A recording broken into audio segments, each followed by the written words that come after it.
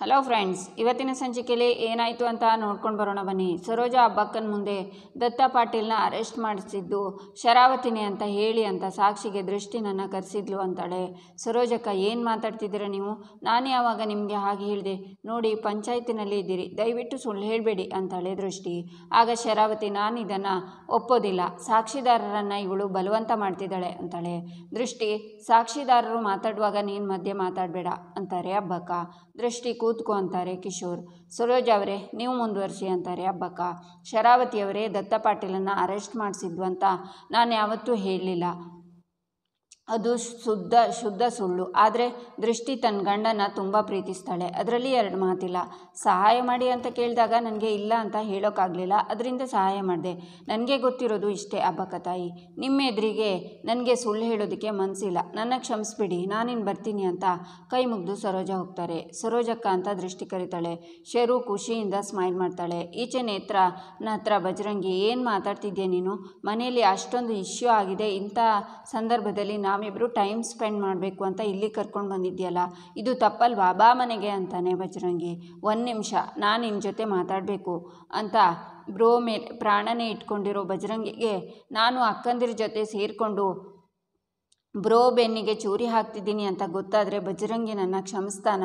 ಇವತ್ತು ಹೇಗಿದ್ರು ಅಕ್ಕಂದ್ರ ಬಣ್ಣ ಅಮ್ಮಂದ್ರ ಮುಂದೆ ಬಯಲಾಗ್ತಿದೆ, ಆವಾಗ ಬಜರಂಗಿಗೆ ನನ್ನ ಬಗ್ಗೆ ಗೊತ್ತಾದರೆ ಬೇಜಾರಾಗ್ತಾನೆ, ಅದ್ರ ಬದಲು ನಾನೇ ಹೇಳೋದು ಒಳ್ಳೆಯದು ಅಂತ ಯೋಚನೆ ಮಾಡ್ತಾಳೆ. ಏನು ಯೋಚನೆ ಮಾಡ್ತಿದ್ಯಾ ನೇತ್ರ ಅಂತಾನೆ ಬಜರಂಗಿ, ನಾನು ನೀನು ಅಂದ್ಕೊಂಡಷ್ಟು ಇನ್ನೋಸೆಂಟ್ ಅಲ್ಲ, ನನ್ನಲ್ಲೂ ಕೆಟ್ಟತನ ಇದೆ, ನನ್ನ ದುಷ್ಟತನ ನಿನಗೇನಾದರೂ ಗೊತ್ತಾದರೆ ನೀ ನನ್ನ ಪ್ರೀತಿ ಮಾಡ್ತೀಯಾ? ನನ್ನ ತಪ್ಪನ್ನು ಕ್ಷಮಿಸಿ ಇದೇ ರೀತಿ ನನ್ನ ಕಾಳಜಿಯಿಂದ ನೋಡ್ಕೋತೀಯಾ ಅಂತಾಳೆ ನೇತ್ರ. ಕೆಟ್ಟತನನ ಅಂದರೆ ಯಾವ ರೀತಿ ಅಂತಾನೆ ಬಜರಂಗಿ. ಆಗ ಚಿನ್ಮಯ್ ಬಂದು ಬಜರಂಗಿ ಭುಜದ ಮೇಲೆ ಕೈ ಇಡ್ತಾನೆ. ಆಗ ಶಾಕ್ನಿಂದ ನೇತ್ರ ನೋಡ್ತಾಳೆ. ಈಚೆ ಹೇಮಾ ಶರು ಹತ್ರ, ಅಕ್ಕ ಏನಿದು ಪವಾಡ, ಹೇಗಾಯಿತು ಅಂತಾಳೆ. ಆಗ ಶರು ಫ್ಲ್ಯಾಶ್ ಬ್ಯಾಕ್ಗೆ ಹೋಗ್ತಾಳೆ. ಸರೋಜನ್ನ ಹತ್ರ ಶರು, ನನ್ನ ವಿರುದ್ಧನೇ ಸಾಕ್ಷಿ ಹೇಳ್ತೀರಂತೆ ಅಂತಾಳೆ. ತಪ್ಪು ಮಾಡಿರೋದು ನೀನಲ್ವಾ, ಸ್ವಂತ ತಮ್ಮನ ಜೈಲಿಗೆ ಹಾಕ್ಸೋದಕ್ಕೆ ಮನಸ್ಸು ಹೇಗೆ ಬಂತು ನಿಮಗೆ ಅಂತಾರೆ ಸರೋಜಾ.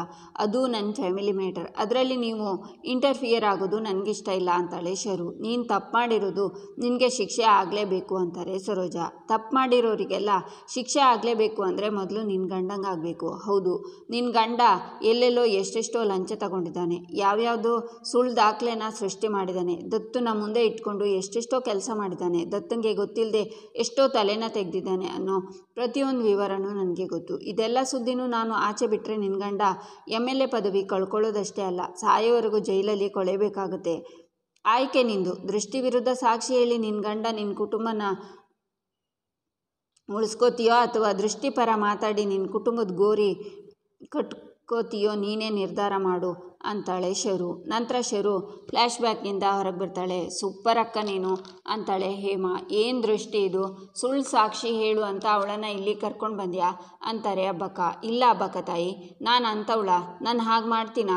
ನೀವು ಯೋಚನೆ ಮಾಡಿ ಅಂತಾಳೆ ದೃಷ್ಟಿ, ಇದು ಪಂಚಾಯಿತಿ ನೆನಪಿರಲಿ, ಈ ಥರ ಸುಳ್ಳು ಸಾಕ್ಷಿನ ಕರ್ಕೊಂಡು ಬಂದು ಪಂಚಾಯಿತಿ ಘನತೆನ ಹಾಳು ಮಾಡ್ತಿದ್ಯಾ ನೀನು ಅಂತಾರೆ ಹಬ್ಬಕ್ಕ.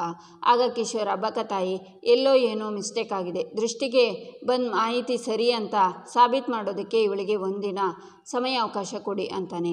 ಏನಕ್ಕ, ನಿನ್ನ ಗಂಡ ನಿನಗೆ ಶಿಕ್ಷೆ ಕೊಡಿಸೋದಕ್ಕೆ ಕಾಯ್ತಿರೋ ಹಾಗಿದೆ ಅಂತಾಳೆ ಹೇಮಾ. ಇದನ್ನೆಲ್ಲ ಲೆಕ್ಕ ಇಡ್ತೀನಿ ಹೇಮಾ, ಟೈಮ್ ಬಂದಾಗ ಲೆಕ್ಕ ಫುಲ್ ಚುಕ್ತ ಮಾಡ್ತೀನಿ ಅಂತಾಳೆ ಶರು. ನಾಳೆ ಮುಂದಿನ ವಿಷಯ ಕೇಳಿ ತೀರ್ಪು ಕೊಡ್ತೀನಿ, ಇವತ್ತಿಗೆ ವಿಚಾರಣೆ ಮುಗೀತು ಅಂತಾರೆ ಹಬ್ಬಕ್ಕ. ಕೈ ಮುಗಿದು ಅಲ್ಲಿಂದ ಹೋಗ್ತಾರೆ. ಈಚೆ ಬಜರಂಗಿಗೆ ಚಿನ್ಮಯ್ ಕೆನ್ನೆಗೆ ಬಾರಿಸ್ತಾನೆ. ಬಜರಂಗಿ, ನಿನಗೇನು ಆಗಿಲ್ಲ ಅಲ್ವಾ? ಏಯ್, ತಲೆ ಕೆಟ್ಟಿದೆಯಾ ಚಿನ್ಮಯ್ ನಿನಗೆ? ನನ್ನ ಬಜರಂಗಿ ಮೇಲೆ ಕೈ ಮಾಡ್ತೀಯಲ್ಲ, ಏನೋ ಆಗಿದೆ ನಿನಗೆ ಅಂತಾಳೆ ನೇತ್ರ. ನಾನು ಸರಿಯಾಗೇ ಇದ್ದೀನಿ, ನಿನಗೇನೋ ಆಗಿದೆ? ಈ ಕೆಲಸದವನ ಜೊತೆ ಚಕ್ಕಂದ ಆಡೋದಕ್ಕೆ ನೀನು ನನ್ನ ಮದುವೆ ಆಗಲ್ಲ ಅಂದಿದ್ದು? ಎಷ್ಟು ದಿನದಿಂದ ನಡೀತಿದೆ ನಿಮ್ಮಿಬ್ಬರು ಪ್ರೇಮ ಪ್ರಸಂಗ ಅಂತಾನೆ ಚಿನ್ಮಯ್. ಏಯ್ ಅಂತ ಬಜರಂಗಿ ಮುಂದೆ ಬರ್ತಾನೆ. ಬಜರಂಗಿ, ಕೊಚ್ಚೆ ಮೇಲೆ ಕಲ್ಲು ಹಾಕಿದರೆ ಕೆಸರು ನಮ್ಮ ಮೇಲೆ ಬರುತ್ತೆ ಅಂತಾಳೆ ನೇತ್ರ. ಏಯ್, ಯಾರೇ ಕೊಚ್ಚೆ ಅಂತಾನೆ ಚಿನ್ಮಯ್. ಏಯ್, ನಾನು ಯಾರು ಅಂತ ನಿನಗೆ ಗೊತ್ತಿದ್ದು ದಡ್ತನ ಮಾಡಬೇಡ ಅಂತಾನೆ ಬಜರಂಗಿ. ಬಿಟ್ಬಿಡು, ಬೇಡ ಅಂತಾಳೆ ನೇತ್ರ. ನಿನ್ನ ಹತ್ರ ಸ್ನೇಹದಿಂದ ಇದು ಮಾತ್ರಕ್ಕೆ ಅದನ್ನು ಪ್ರೀತಿ ಅಂತ ಅಂದ್ಕೊಂಡ್ರೆ ಅದು ನಿನ್ನ ಮುಟ್ಟಾಳ್ತನ ಅಂತಾನೆ ಬಜರಂಗಿ. ನಮ್ಮಿಬ್ಬರ ಮಧ್ಯೆ ಇರೋದು ಬರೀ ಫ್ರೆಂಡ್ಶಿಪ್ಪ, ಅವಳು ನನ್ನ ಜೊತೆ ಹೇಗಿದ್ಲು, ಹೇಗೆ ಮೂವ್ ಮಾಡ್ತಿದ್ಲು ಅನ್ನೋ ಐಡಿಯಾನು ನಿನಗಿಲ್ಲ ಕಣೋ ಅಂತಾನೆ ಚಿನ್ಮಯ್. ಏಯ್ ಬಾಯಿ ಮುಚ್ಚೋ, ನೀನು ಯಾಕೆ ನೇತ್ರನ ಪ್ರೀತಿ ಮಾಡ್ತಿದ್ದೆ ಅಂತ ನನಗೆ ಚೆನ್ನಾಗಿ ಗೊತ್ತಿದೆ. ಟೈಮ್ ಚೆನ್ನಾಗಿದೆ, ಹೋಗೋಕೆ ಬಿಡ್ತೀನಿ, ಹೋಗ್ತಿರು ಅಂತಾನೆ ಬಜರಂಗಿ. ಇಲ್ಲದೇ ಇದ್ದರೆ ಏನೋ ಮಾಡ್ತೀಯಾ? ಏನೋ ನೇತ್ರ ನಮ್ಮಿಬ್ಬರನ್ನು ಮೇಂಟೈನ್ ಮಾಡ್ತಾ ಇದೆಯಾ, ಇಲ್ಲ ಮೂರನೇವನು ಇದ್ದಾನ? ಗಂಡಸ್ರನ್ನ ಬಟ್ಟೆ ಬದಲಾಯಿಸೋ ಥರ ಬದಲಾಯಿಸೋದನ್ನ ಏನಂತಾರೆ ಗೊತ್ತಾ ಅಂತಾನೆ ಚಿನ್ಮಯ್. ಆಗ ಬಜರಂಗಿ ಏನೋ ಮಾತಾಡ್ತೀಯಾ ಅಂತ ಚಿನ್ಮಯ್ಗೆ ಸರಿಯಾಗಿ ಬಾರಿಸ್ತಾನೆ. ಬೇಡ ಬಿಟ್ಬಿಡು ಅಂತಾಳೆ ನೇತ್ರ. ಏಯ್ ನನ್ನ ಹುಡುಗಿ ಏನು ಅಂತ ನನಗೆ ಚೆನ್ನಾಗಿ ಗೊತ್ತು ಕಣೋ. ಅವಳ ಬಗ್ಗೆ ಕ್ಯಾರೆಕ್ಟರ್ ಸರ್ಟಿಫಿಕೇಟ್ ನೀನು ಕೊಡೋ ಅವಶ್ಯಕತೆ ಇಲ್ಲ. ನನ್ನ ಹುಡುಗಿನ ತಡಿತಾ ಇರೋದಕ್ಕೆ ನೀನು ಇನ್ನು ಜೀವಂತವಾಗಿ ಇದೆಯಾ? ಒಂದೇ ಒಂದು ನಿಮಿಷ ಮರೆಯಾದರೂ ಈ ಲೋಕದಿಂದ ನೀನು ಕಣ್ಮರೆ ಆಗ್ತೀಯಾ ಅಂತಾನೆ ಬಜರಂಗಿ. ನನಗೆ ರಕ್ತ ಬರ್ಸಿದ್ರಿ ಅಲ್ವಾ, ರಕ್ತದಿಂದನೇ ಉತ್ತರ ಕೊಡ್ತೀನಿ, ನಾನು ನಿಮ್ಮನ್ನ ಸುಮ್ಮನೆ ಬಿಡಲ್ಲ ಅಂತ ಚಿನ್ಮಯ್ ಅಲ್ಲಿಂದ ಓಡಿ ಹೋಗ್ತಾನೆ. ಈಚೆ ದೃಷ್ಟಿ ಸರೋಜಕ್ಕ ನಿಂತ್ಕೊಳ್ಳಿ ಅಂತ ಅವ್ರ ಹಿಂದೆನೇ ಬಂದು, ಯಾಕೆ ಹೀಗೆ ಮಾಡಿದ್ರಿ ನೀವು? ಅಕ್ಕ ನೀವು ಎಂಥ ತಪ್ಪು ಮಾಡಿದ್ರಿ ಅಂತ ಗೊತ್ತಿಲ್ಲ ನಿಮಗೆ. ಅಮ್ಮನ ಎದುರು ಸುಳ್ಳು ಹೇಳಿ ನನ್ನ ಸುಳ್ಳುಗಾರ್ತಿ ಮಾಡಿಬಿಟ್ರಿ. ಯಾಕಕ್ಕ ಹೀಗೆ ಮಾಡಿದ್ರಿ? ಅವತ್ತು ನನ್ನ ಗಂಡನ ಬಿಡಿಸ್ಲೇಬೇಕು ಅಂತ ನಿಮ್ಮ ಮುಂದೆ ಬಂದು ಧರಣಿ ಕೂತಾಗ ನನ್ನ ಮೇಲೆ ಅಷ್ಟೆಲ್ಲ ಕಾಳಜಿ ತೋರಿಸಿದ್ರಿ, ನನಗೆ ಸಹಾಯ ಮಾಡಿದ್ರಿ. ನನ್ನ ಗಂಡ ಹೊರಗೆ ಬರೋದಕ್ಕೆ ದೊಡ್ಡ ಕಾರಣ ನೀವೇ ಅಕ್ಕ. ನಮ್ಮಿಬ್ಬರ ಮಧ್ಯೆ ಅಂಥ ಸಂಬಂಧ ಇಲ್ಲದೆ ಇರ್ಬೋದು, ಆದರೆ ಒಂದು ಗಟ್ಟಿಯಾಗೇ ಇತ್ತು ಬಂದ. ನೀವು ಯಾಕಕ್ಕ ನನ್ನ ನಂಬಿಕೆನ ಮುರಿದ್ಬಿಟ್ರಿ? ಇದರಿಂದ ಮನೆಯವರೆಲ್ಲ ನನ್ನ ಮೇಲೆ ನಂಬಿಕೆ ಕಳ್ಕೊಳ್ಳೋ ಥರ ಆಯಿತು. ಇದರಿಂದ ನನಗೆ ತೊಂದರೆ ಆಗುತ್ತಕ್ಕ ಅಂತಾಳೆ ದೃಷ್ಟಿ. ಇಷ್ಟೆಲ್ಲ ನೀನು ಹೋರಾಡ್ತಾ ಇರೋದು, ನಮ್ಮನೆ ಮುಂದೆ ಧರಣಿ ಕೂತಿದ್ದು ಯಾತಕ್ಕೋಸ್ಕರ ಅಂತಾರೆ ಸರೋಜ. ನನ್ನ ಗಂಡಂಗೋಸ್ಕರ, ನನ್ನ ಕುಟುಂಬಕ್ಕೋಸ್ಕರ ಅಂತಾಳೆ ದೃಷ್ಟಿ. ಇವತ್ತು ನಾನು ನನ್ನ ಕುಟುಂಬಕ್ಕೋಸ್ಕರ ಹೋರಾಡೋ ಪರಿಸ್ಥಿತಿ ಬಂದಿದೆ ಅಮ್ಮ ಅಂತಾರೆ ಸರೋಜ. ಅಂದರೆ ಅಂತಾಳೆ ದೃಷ್ಟಿ. ಎಲ್ಲನೂ ಬಿಡಿಸಿ ಹೇಳೋಕ್ಕಾಗಲ್ಲ. ನನ್ನ ಕುಟುಂಬ ಉಳಿಸ್ಕೋಬೇಕು ಅಂದರೆ ನಾನು ಸುಳ್ಳು ಹೇಳಲೇಬೇಕಿತ್ತು. ನನ್ನನ್ನು ಕ್ಷಮಿಸಿಬಿಡು ಅಂತ ಸರೋಜ ಅಲ್ಲಿಂದ ಹೋಗ್ತಾರೆ. ಆಗ ಶರು ಬಂದು ದೃಷ್ಟಿ ಮುಂದೆ ಚಿಟಿಕೆ ಹೊಡೆದು, ಇನ್ಮೇಲಾದರೂ ನಿನ್ನ ಸೋಲನ್ನು ಒಪ್ಕೋ ದೃಷ್ಟಿ. ಈ ಶರಾವತಿನ ಗೆಲ್ಲೋದಕ್ಕೆ ಸಾಧ್ಯನೇ ಇಲ್ಲ. ಗೆಲ್ಲಬಹುದು ಅಂತ ನೀನು ಅಂದ್ಕೊಂಡಿದ್ರೆ ನಿನ್ನಷ್ಟು ದಡ್ಡಿ ಯಾರೂ ಇಲ್ಲ. ಈಗ ನೀನು ನನ್ನ ಹತ್ರ ಮಂಡಿ ಊರಿ ಕ್ಷಮಾಪಣೆ ಕೇಳಿಬಿಡು, ನಾನಿನ್ನ ಕ್ಷಮಿಸ್ಬೋದೇನು. ಇಲ್ಲ ಅಂದರೆ ನಿನ್ನ ಗಂಡ ನನ್ನ ತಮ್ಮನ ಎದುರಿಗೆ ದೃಷ್ಟಿ ಹೀಗೆಲ್ಲ ಮಾಡ್ತಿದ್ದಾಳೆ, ಅವಳು ಮನೆ ಹೊಡೆಯೋದಕ್ಕೆ ಮುಂದಾಗಿದ್ದಾಳೆ ಅಂತ ನಾಟಕ ಮಾಡ್ತೀನಿ. ಅದಾದಮೇಲೆ ದತ್ತು ಏನು ಮಾಡ್ತೇನೆ ಅಂತ ನಾನೇನು ಎಕ್ಸ್ಟ್ರಾ ಹೇಳಬೇಕಾಗಿಲ್ಲ ಅಲ್ವಾ? ಈಗೀಗ ನೀನು ದತ್ತು ಪ್ರೀತಿನ ನೋಡ್ತಿದ್ಯಾ, ಮನಸ್ಸಲ್ಲಿ ಸ್ವಲ್ಪ ಜಾಗ ಮಾಡ್ಕೊಂಡಿದ್ಯಾ, ಅದನ್ನು ಕಳ್ಕೊಬೇಡ. ನಿನ್ನನ್ನು ಕಾಲಿಗೆ ಬಿಟ್ಟು ಬಿದ್ದರೂ ನಾನು ನಿನ್ನ ಕಾಪಾಡೋದಕ್ಕಾಗಲ್ಲ. ಯಾಕೆ ಹೇಳು? ಯಾಕಂದರೆ ನಾಳೆ ತೀರ್ಪಿದೆ. ತೀರ್ಪು ನನ್ನ ಪರವಾಗೇ ಆಗುತ್ತೆ. ಅಮ್ಮ ಏನು ಬೇಕಿದ್ರೂ ಕ್ಷಮಿಸ್ತಾಳೆ, ಆದರೆ ಮನೆ ಒಡೆಯೋರನ್ನು ಕ್ಷಮಿಸಲ್ಲ. ದತ್ತು ಬರೋ ಅಷ್ಟರಲ್ಲಿ ನೀನು ಈ ಮನೇಲಿ ಇರಲ್ಲ ಬಿಡು ಅಂತಾಳೆ ಶರು. ಈಚೆ ಹೇಮಾ ಶರು ನೇತ್ರ ರೂಮಲ್ಲಿರ್ತಾರೆ. ಅಕ್ಕ ನೀನು ಎಷ್ಟೊಂದು ಹೊಗಳಬೇಕು, ಬೆಟ್ಟದಷ್ಟು ಕಷ್ಟ ಬಂದರೂ ಚಿಟಿಕೆ ಹೊಡೆಯೋಷ್ಟರಲ್ಲಿ ಸಾಲ್ವ್ ಮಾಡ್ತೀಯಾ? ಅವಳ ಕರ್ಕೊಂಡು ಬಂದು ಸಾಕ್ಷಿನ ವಿರುದ್ಧನೇ ತಿರುಗಿಸ್ಬಿಟ್ಟೆ ಅಲ್ಲ ಅಂತಾಳೆ. ನಿಜ ಹೇಳಬೇಕು ಅಂದರೆ ಕಿಶೋರ್ ಬಾವಂಗೆ ನಮಗೆ ಎಲ್ಲ ಚೆನ್ನಾಗಿ ಗೊತ್ತಿದೆ, ದೃಷ್ಟಿಗೂ ಚೆನ್ನಾಗಿ ಗೊತ್ತಿದೆ. ಮಿಕ್ಕಿದವರಿಗೆ ಯಾರಿಗೂ ಗೊತ್ತಿಲ್ಲ. ನಮ್ಮಣ್ಣ ಎಲ್ಲರ ಮುಂದೆ ಬಯಲಾಗಿ ಅಮ್ಮನ ತನಕ ಹೋಗುತ್ತೆ ಅಂತ ಭಯ ಆಗಿತ್ತು. ಬಟ್ ನಿನ್ನ ಚಕ್ರವ್ಯೂಹದಲ್ಲಿ ಅವಳೇ ಸಿಕ್ಕಾಕೊಳ್ಳೋ ಹಾಗೆ ಮಾಡಿ ಸೋಲ್ತಾ ಯುದ್ಧನ ಗೆಲ್ಲಿಸ್ಬಿಟ್ಟೆ ಅಕ್ಕ ಅಂತಾಳೆ ಹೇಮಾ. ಅವಳಿನ್ನೂ ಸಿಕ್ಕಾಕೊಂಡಿಲ್ಲ ಹೇಮಾ, ಅವಳಿಗೆ ಇನ್ನೂ ಒಂದು ದಿನದ ಅವಕಾಶ ಇದೆ. ಅಷ್ಟರಲ್ಲಿ ಅವಳು ಏನು ಬೇಕಿದ್ರೂ ಮಾಡ್ಬೋದು. ಸುಮ್ಮನೆ ಅಂತೂ ಕೂತ್ಕೊಳ್ಳಲ್ಲ. ಬಟ್ ಅವಳು ಏನು ಮಾಡಿದರೂ ಈ ಶರಾವತಿನ ಗೆಲ್ಲೋದಕ್ಕೆ ಸಾಧ್ಯನೇ ಇಲ್ಲ. ನಾಳೆ ಸೆಲೆಬ್ರೇಷನ್ ಡೇ, ಅಮ್ಮನೇ ಅವಳನ್ನು ಕತ್ತಿಡ್ದು ಆಚೆ ಹಾಕಬೇಕು. ಹಾಗೆ ಮಾಡ್ತೀನಿ. ನಾಳೆ ಈ ಮನೇಲಿ ಒಂದು ದೊಡ್ಡ ಇಮೋಷನಲ್ ಡ್ರಾಮಾ ನಡೆಯುತ್ತೆ. ಇಬ್ಬರು ಪ್ರಿಪೇರ್ ಆಗಿರಿ ಅಂತಾಳೆ ಶರು. ಆಗ ಹೇಮಾ, ಏನಾಯಿತು ನೇತ್ರ, ನಿನಗೆ ಖುಷಿ ಆಗ್ತಿಲ್ವಾ ಅಂತಾಳೆ. ಅವಳು ಬಿಡು ಹೇಮಾ, ಅವಳು ಈ ಪ್ರಪಂಚದಲ್ಲಿಲ್ಲ, ಬೇರೆಯೇ ಪ್ರಪಂಚದಲ್ಲಿದ್ದಾಳೆ. ನಾವೇನೇ ಹೇಳಿದರೂ ಅವಳಿಗೆ ಅರ್ಥ ಆಗಲ್ಲ ಅಂತಾಳೆ ಶರು. ಈಚೆ ದೃಷ್ಟಿ ಕೂತ್ಕೊಂಡು, ನನಗೆ ಯಾಕ್ರಿ ಪದೇ ಪದೇ ಹೀಗಾಗುತ್ತೆ? ಸರೋಜಕ್ಕ ನನ್ನ ಪರ ಸಾಕ್ಷಿ ಹೇಳ್ತೀನಿ ಅಂತ ಮಾತು ಕೊಟ್ಟಿದ್ರು. ಈಗ ಹೆಜ್ಜೆ ಹಿಂದಕ್ಕಿಟ್ಟಿದ್ದಲ್ಲದೆ ಅಮ್ಮನ ಎದುರು ನನ್ನ ಕೆಟ್ಟವಳನ್ನಾಗಿ ಮಾಡಿಬಿಟ್ರು.